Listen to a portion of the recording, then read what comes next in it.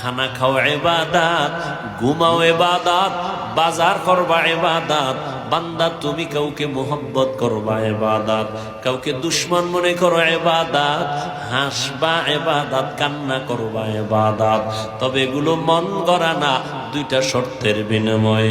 আমি যা করব, যা বলবো, এক নাম্বার শর্ত হলো রেজা বিল কাজা, দ্বিতীয় শর্ত হলো তরিকায়ে রাসূল। আপনি আমি যা করব, যা বলবো, সব হবে আমার আল্লাহর খুশির জন্য, নবীর তরিকায়। কার আদর্শে? লাকাদ কানা লাকুম ফি রাসূলিল্লাহি উসওয়াতুন হাসানাহ। রহমতের নবীর মধ্যে আছে উত্তম আদর্শ।